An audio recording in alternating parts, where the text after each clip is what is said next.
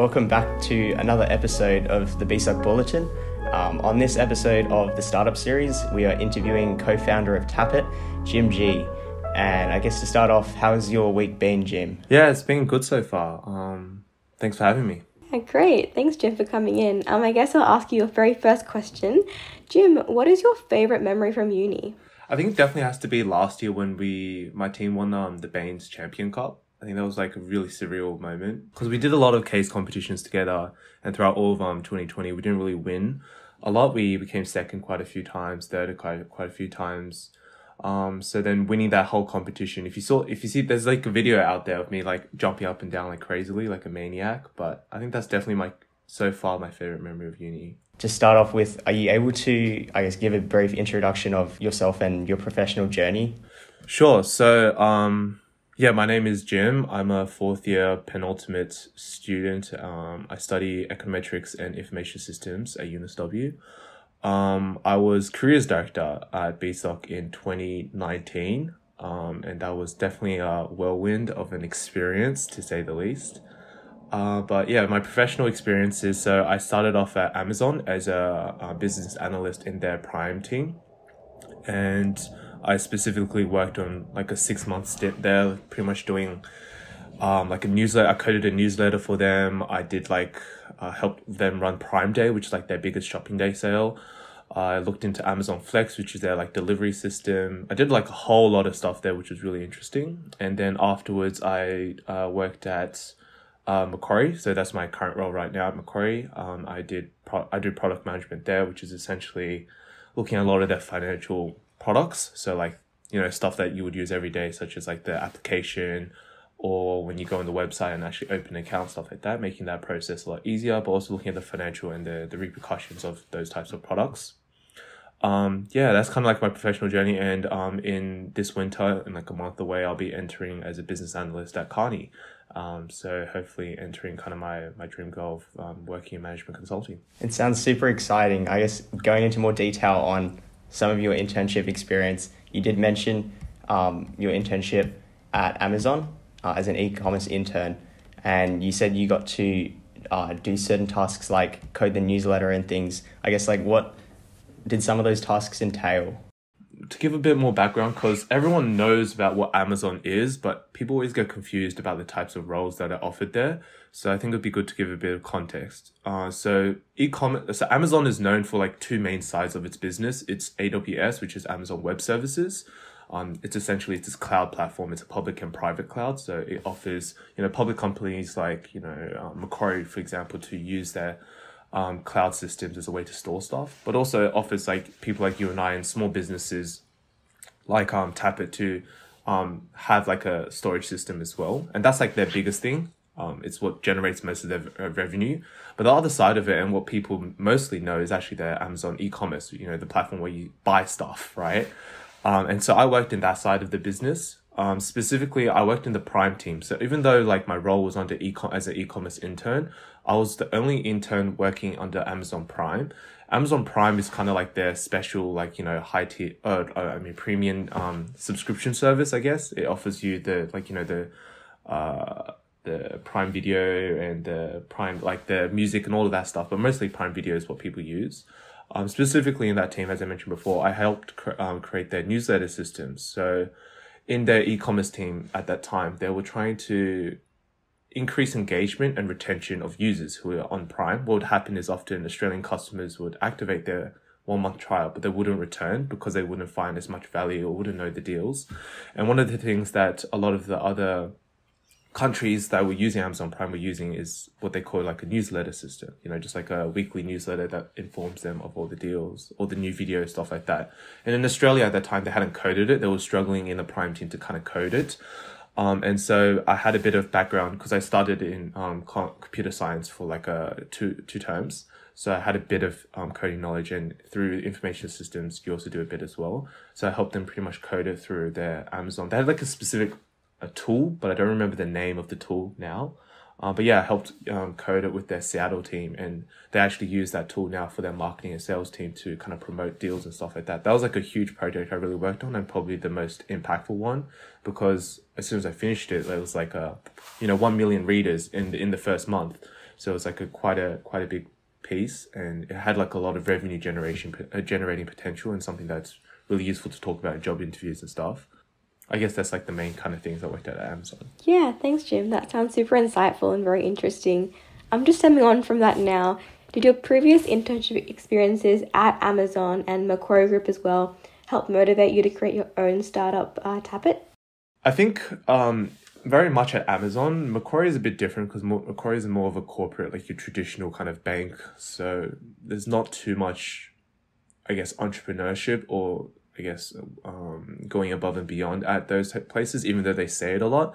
But I think the reality is like, yeah, at Amazon, it really helped me gain confidence in the ability, like my own abilities and my own skills.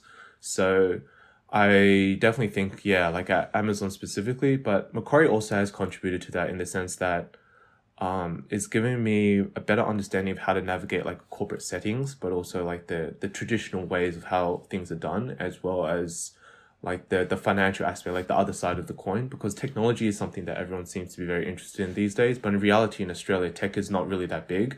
Only at maybe your big three unicorns like Canva, Atlassian and Airwallex is what I would consider like the big three unicorns right now. Everywhere else, tech is not really a thing. Like everyone says it is, but in Australia, it's not really. You only have sales and dev. So I'm really grateful for the opportunity at Macquarie to kind of see how like a traditional bank works and how they're adopting kind of these more progressive ideas such as like, you know, agile, and how they're implementing that into their digital banks and stuff like that, which is, I think, really relevant into what Tapit's trying to do in the sense that we're trying to digitize a traditional product like your business card, right? So I think it's definitely both sides of the coin that has really helped provide me, you know, the confidence to really launch Tapit, sorry.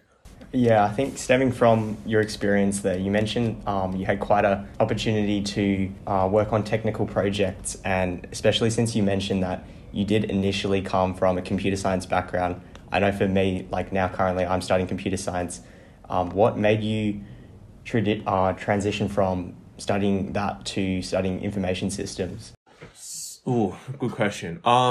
This is going to take this with a grain of salt because everyone has different opinions and everyone knows themselves better.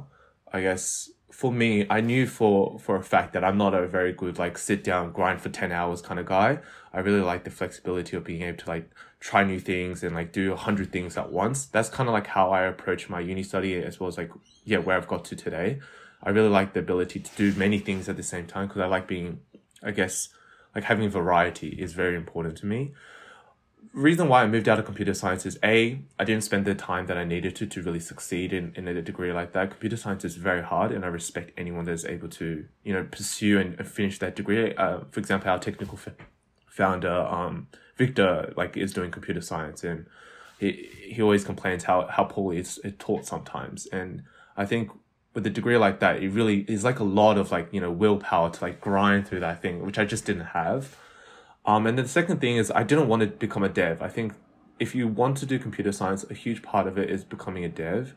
I know it does teach you a lot of the logic and stuff, which is very useful for most people. But I think at the end of the day, like, it's mostly for people who are going to become future developers. Because if you want to learn the same things in computer science, like the logic and all of that, you can just do it online. It's cheaper, it's more efficient, you can do it at your own time. There's no particular reason to do it at uni specifically, unless you want to become like some sort of developer at, like, you know, Canva or etc. etc. So for me, when I weighed those options up, I realized, okay, I'm not really going to sit there for 10 hours to do a computer science assignment.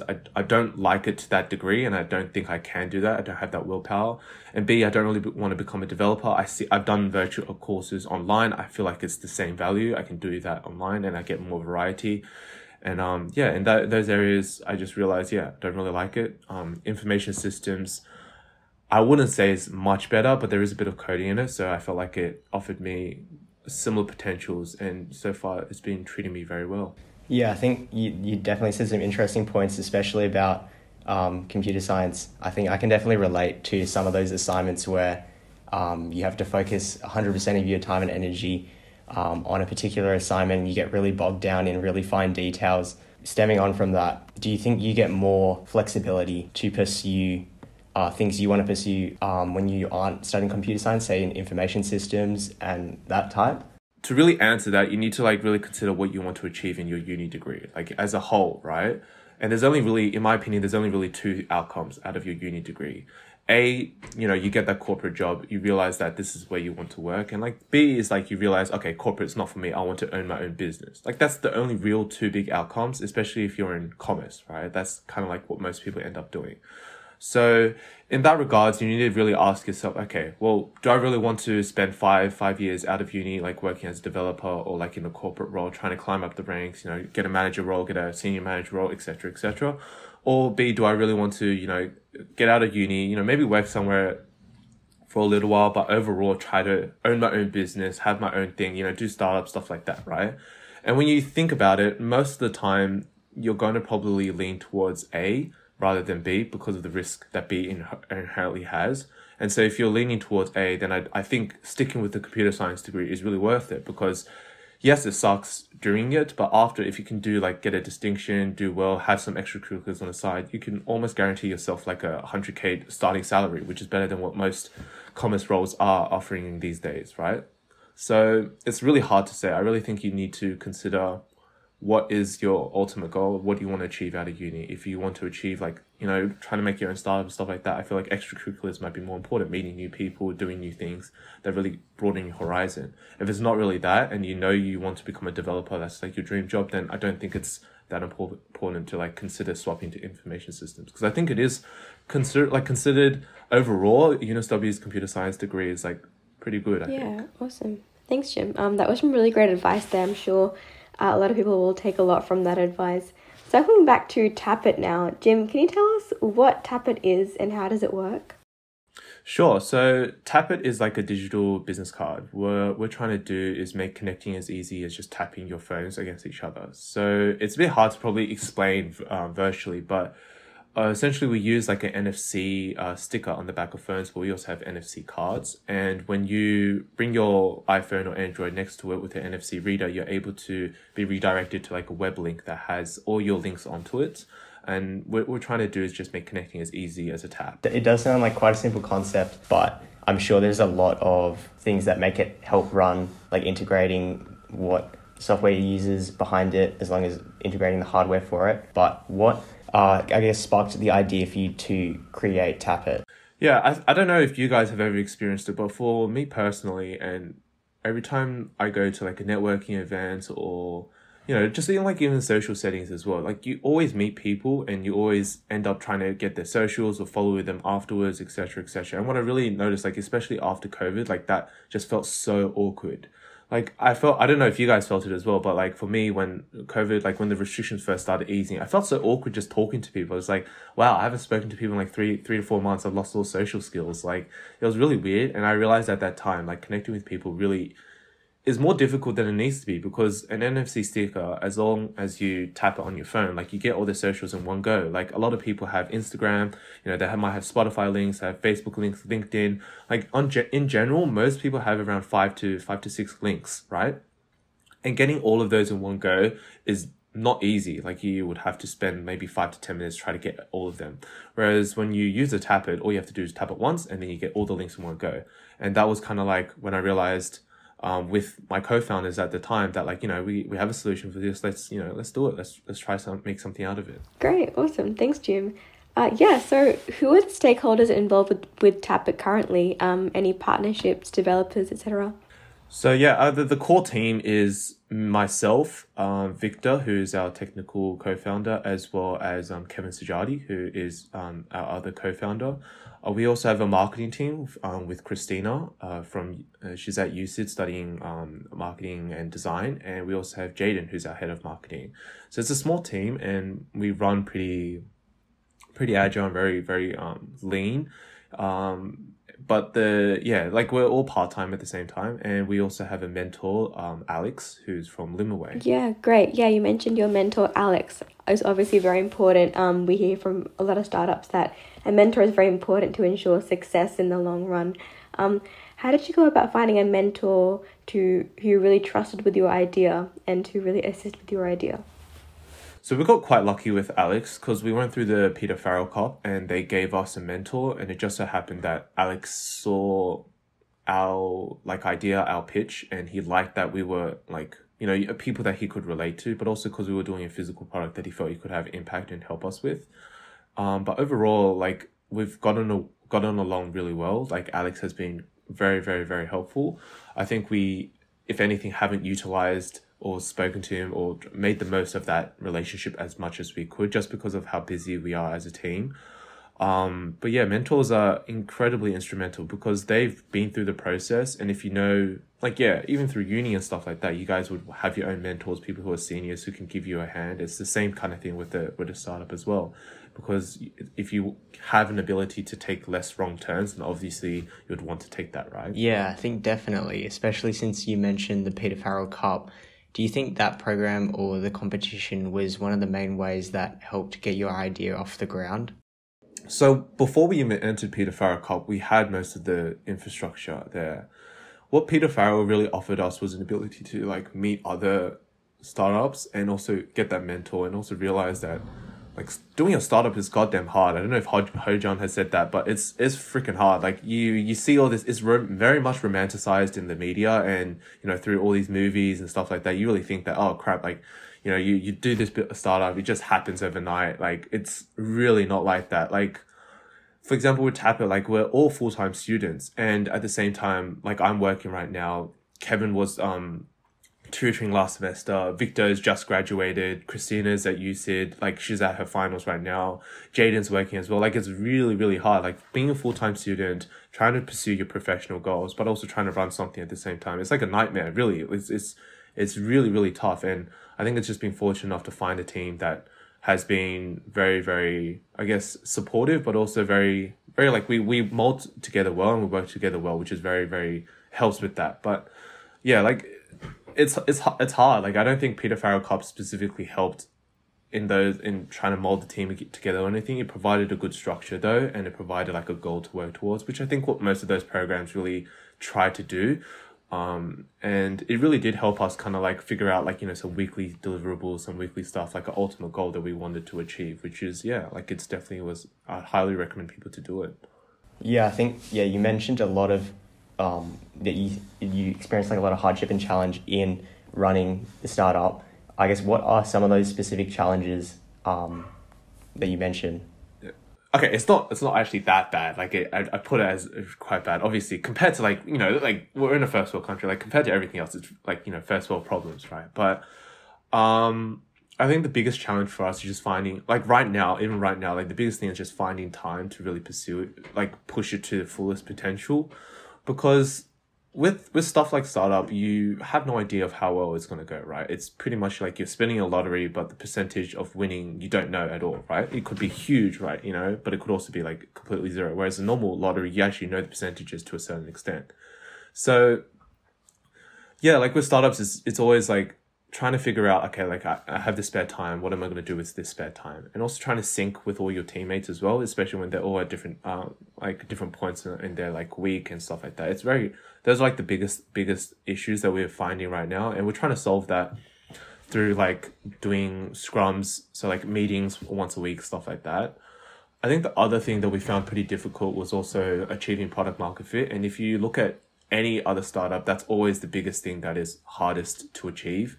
So product market fit really just is about getting something that your customers love and are willing to, you know, really promote it and, yeah, like something that the market actually wants. It's not like your idea, it's what the market actually wants, right? Because you have this idea, you think this might work, but it doesn't mean that the market will actually like it, right? So we noticed in our first iterations, like even working with you guys at BSOC, that, you know, our product definitely had a lot of flaws and in a lot of areas needed to improve. And it was all about trying to find the time to improve it and coming back to the drawing board and then keep iterating and pushing through like failure and stuff like that.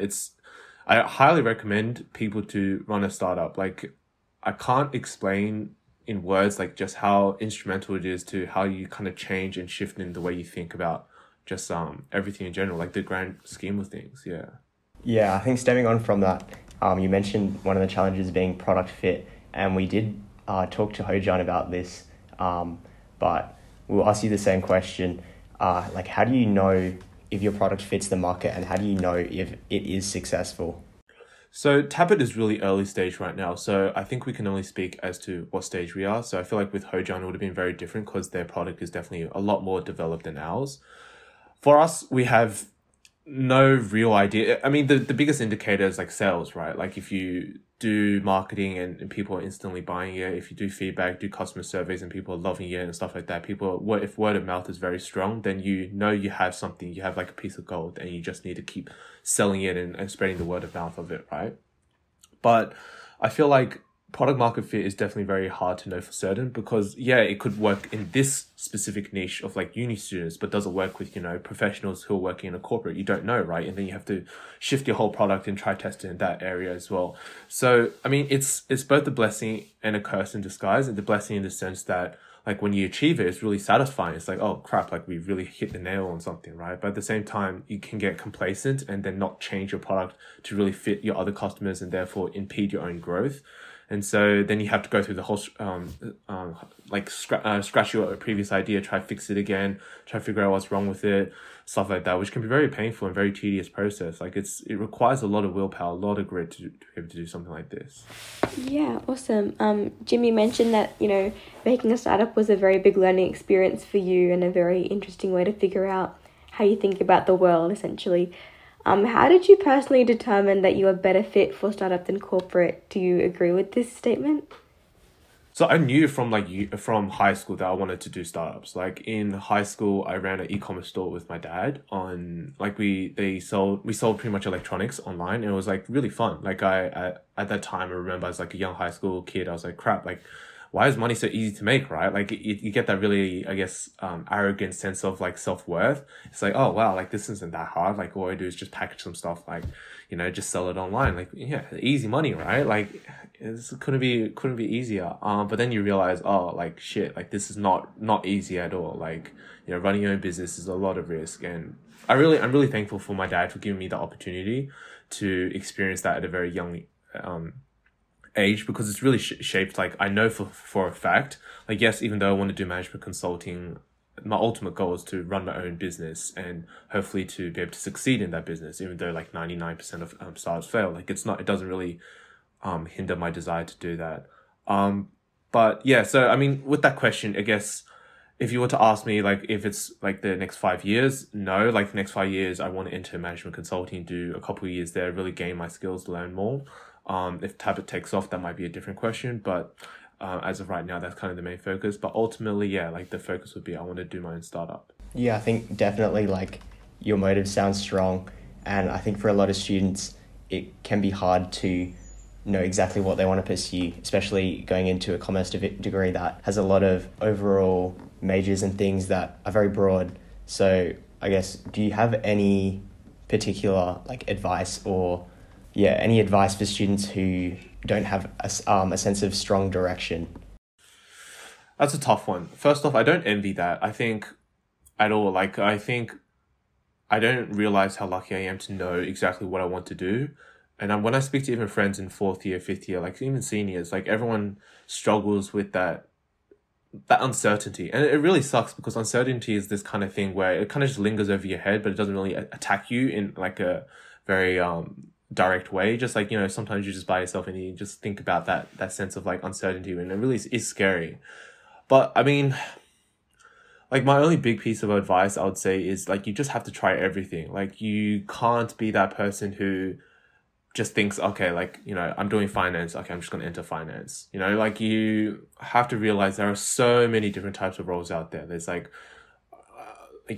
under marketing, there's like a marketing analytics, there's like traditional marketing, there's like, design, there's like, PR and like advertising. There's like a lot of things that people kind of get pencil hold into because of their surroundings and people they're with. Because I don't know if you guys come from selective school backgrounds, but that's definitely something I found. Like UNSW is really a melting pot of all the selective schools. And in one way, it's really good because you're with the top of the top, like the cream of the crop. But in another way, you're really just with the same kind of people, which is not really good for if you want to really find who you are, because everyone is unique and everyone is different in their own kind of way. So I think my biggest piece of advice is, like you just have to explore all the different opportunities out there. Like if you realize that there's like a marketing workshop that BSOC is running or something like that, and you're kind of interested in what marketing is, I highly encourage you go and kind of learn about it. And even if like people, like your friends aren't going to it, there's still an opportunity for you to like gain something out of it. Or like you are interested in learning a language, then yeah, like there's a lot of platforms out there. Like for example, Michael Liang, like he's also BSOC alumni who's running Culture Stride, which is like a language platform to learn Chinese, stuff like that. Like there's so many opportunities out there, and if you don't take them, then you never will really be able to answer that question of what you want to do. And I think for me, like the only thing I really ask myself is, will I regret this later if I don't take it? And if the answer is yes, I will regret it, then I'm just going to take it, even if it sucks to go through it. Great, thanks, Jim. Yeah, thanks so much for all that insight. We have one final question for you, actually. So, what do you have planned for the rest of the year, and where is Tapit headed in the next few months? Next few months, well, I mean, starting at Kearney is definitely going to be a whirlwind, because I mean, it's going to be pretty much the make or break of whether or not I want to do management consulting. Hopefully it's the answer is yes. Otherwise I'm back to the same I'm back to finding out what I want to do. As for rest of the year, yeah, like hoping just getting through the rest of the year, going through that. And then for Tapit, we're like currently we're doing a lot of TikToks. I'm trying to do a lot of digital marketing, working with our marketing team, trying to figure that out. And then eventually hoping to build our SaaS platform as well, because we're trying to focus on professionals and people who use CRM, but like specifically, your link trees and stuff like that in a professional sense. Think your influencers, think your people who are on LinkedIn who are like branded and stuff like that. So people who would use it to try to connect with people, try to sell their, their personas and stuff like that, who would need the analytics and stuff like that. That's kind of like the main direction we're heading in. But who knows, in a couple of months it might be something else. Yeah, that's I guess where I'm heading. It sounds like you've definitely got a lot planned in terms of your schedule, but I wanted to kind of dig into the challenges that you mentioned before. A key part of that you mentioned was being able to find like a team of people that you kind of trust to help facilitate that idea. How did you go about kind of finding the right people that would help you out? I mean, it's hit or miss. I think at the end of the day, like everyone has their kind of like own compass for what they would consider someone who's trustworthy, someone, who you think you could start a business with. I'm sure you guys have like at the top of your head probably some people that you could think of as well. And I kind of just really went with like the gut instinct of that, but also like what I've seen. Like I've known Victor since first year. Like we went to Europe together. I've known with Kevin, I did like a lot of courses with him. And so like, when you're doing 24-hour courses with someone, you really get to know someone. And when you do like case competitions and lose like, 10 case competitions in a row, you kind of really get to know someone. And when you win the big one with someone, again, you get to know them quite well. And then with Christina, that was a friend's recommendation, and she's been wonderful, very talented, very hardworking, but also like a really good mix in the team. And then with Jaden, again, that was just through Kevin's recommendation as well. But Jaden's been amazing. He's very passionate about marketing. He was also ex-BSOC alumni. I think he did marketing or something for you guys. And yeah, he has like a really great portfolio. He showed that to us and I was like really impressed. And yeah, like I feel very, very lucky. It's just all luck, really. Like I don't really know how better to put it. It's just everyone really knows who. Like I'm sure at the top of your heads you can think of a couple of people that you really trust, you really respect, and you might want to do a business with them. But I feel like at the end of the day, when it comes to doing a business, it's really like finding those people who are willing to put their 100% in and who also believe in the vision. Like that's probably the biggest things. So I'm assuming that most of the contacts you mentioned were through university, correct? Yes, through university, yeah. Yeah, I guess in saying that, do you think your involvement in extracurricular activities such as case competitions and society involvement has helped formulate that team in a way? Yeah, I do think like those case competitions, societies, stuff like that have definitely helped kind of meet the right people. And it also kind of goes back to what I was saying before. Like the way I've always approached my university experience is like I will try everything, even if it's something that I don't enjoy. So because of that, I've been very fortunate to kind of, meet these people, I guess, and do case competitions and, waste a lot of time on them, but also, do well on some of them as well. We kind of, are wrapping up our talking points, but is there anything else that you kind of wanted to mention or talk about that we haven't really covered yet? Not off the top of my head, I guess. Maybe, like if people, I guess, for a lot of students, I'm assuming the people who'd be listening to this are probably a lot younger and stuff, like in the first and second years. I think like my biggest piece of advice to you guys is like, yeah, like what we talked about before. Like try everything that you can, but also focusing on your grades. Like one of the big thing I really regret in first year, and what I told my brother today, is, you know, do well. Like don't screw around too much. Like you should really be aiming for like at least bare minimum a distinction, but like ideally, you know, try go for a HD in first year so that you get the flexibility to try everything that you want in your later years. And also go on exchange if you can. Like I think that's something I really, really, really wish I had the opportunity to, but because of COVID, I never got the chance to. Yeah, like I can't explain how experiences really shape who you are as a person, and being worried about what people think about you, or being worried about like maybe repercussions of not being able to pursue what you like and what you want to do is just, it's such a yeah, it's such a shame that society does that to us, but it's something that everyone has to go through. Everyone has to learn to really realize their full potential. Yeah, I think in terms of mentioning like those goals that you kind of suggested to your brother, I'm sure it would be different for a lot of students, but we kind of wanted to get your thoughts on the importance of like a university mark. Okay, this is two schools of thoughts for this. School thought A, it doesn't really matter too much. School thought B, it does matter, and I feel like I am definitely a proponent of B. I don't know why people say that school marks don't matter. I feel like some people do say it, but not a lot these days. But your university marks are the only way for corporate to really judge your ability to, you know, do something that you don't like or do something that you do like, and to what extent can you do well in it, right?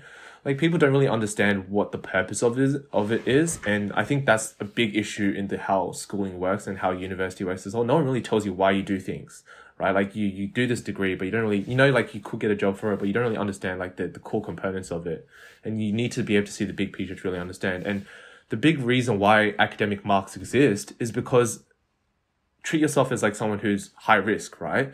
If you have like a credit mark, what it shows to employers is that, okay, like, yeah, you went through this degree and you weren't willing to put in the effort to do, like, get a distinction or work hard in it, which means that in the real workplace, when you come across stuff that you don't like, you're not going to do that well in it, like, right?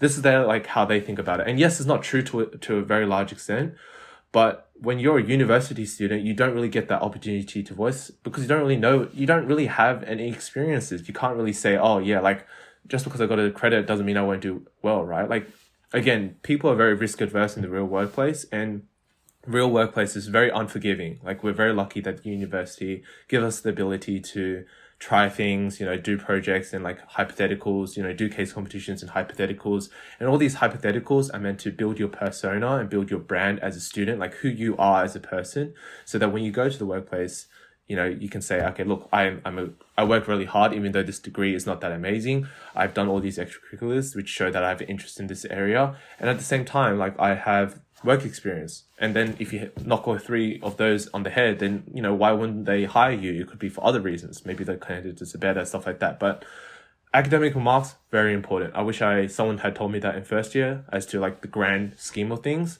People always just tell you, oh, you need good marks. You need good marks to get a job, stuff like that. But reality is the marks are just a way for hirers, HR to really understand, you know, who you are, like your abilities and stuff like that. Thank you so much for that insight, Jim. I think your last point there was super valid for everyone in university or people starting their professional careers. That's kind of everything we have time for today. Thank you so much for coming in and speaking to us at the BSOC Bulletin. We really appreciate you taking some time out of your busy day. Yeah, all the best for the rest of the year and all your future endeavours, and thanks so much again. No worries. Thank you guys. It's been fun.